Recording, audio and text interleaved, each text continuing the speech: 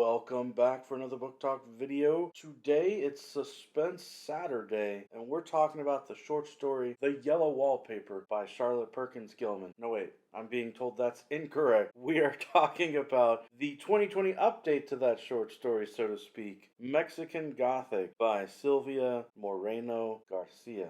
This is a book that I was going to read anyway before I started trying to read all the winners of the Goodreads Best Book 2020 categories, because I'd seen so many people on Booktube talking about how excited they were reading this book. I've also seen some mixed commentary with some people who thought maybe the book was a little too hype and didn't live up to their expectations. So here's what I think. We'll start by looking at the fact that this book, in winning the best horror category, received 85,626 votes. The second place winner was Stephen King's book If It Bleeds, which got 47,552 votes. That's a lot. That's a big margin of victory for Mexican Gothic. Clearly a lot of people love this book. I gave it 4 out of 5 stars because I also really enjoyed this book. I will say though, if you're the kind of person who gets freaked out and has nightmares from reading horror books, this might freak you out. You might have some nightmares after reading this book. It is a slow build up to really get there,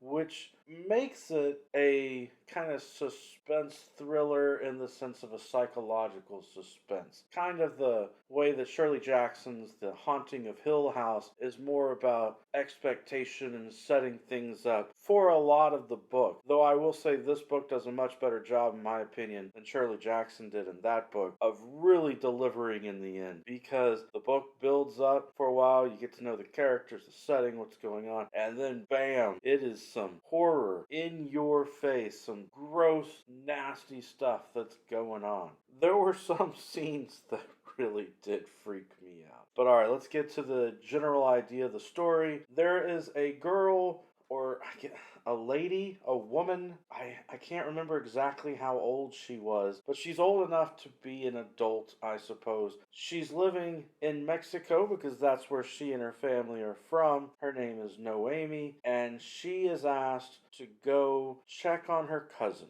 Her cousin got married to this British guy and is living far away in the Mexican countryside from the rest of the family, and her father wants her to go check up on her cousin because there's concern. So the book calls her an unlikely hero. She comes across as an unlikely hero, being kind of like the Buffy the Vampire Slayer concept of a beautiful woman who likes to wear pretty dresses and lipstick and wants to go to parties and hang out with people. She's wanting to live that glamorous lifestyle, not to go off into the middle of the country and deal with these weird people at this kind of isolated manor that she has to go to. It is interesting though, because Silvia Moreno-Garcia, the author, has done her research. She actually puts a real historic spin, like a real historic story about the fact that there were British people who came to Mexico and established mining towns out in the country area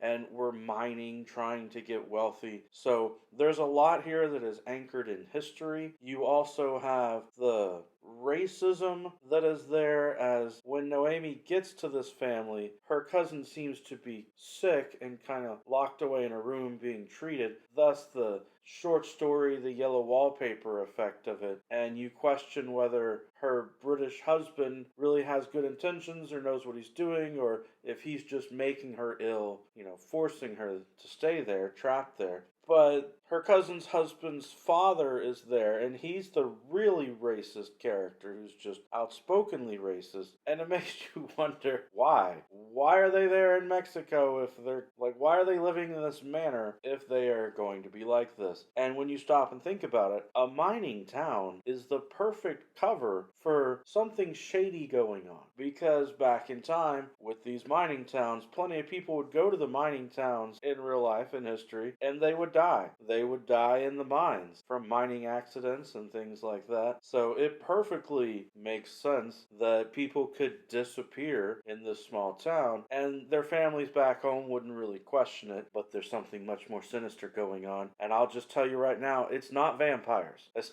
I started reading the book, I became suspicious. Is this some sort of vampire-like story? So I'll just get that out of the way. You don't have to worry about it turning out to be vampires. But pick up the book. I think that you will like it. That's it for today's book talk. Every day is a good day for a book talk.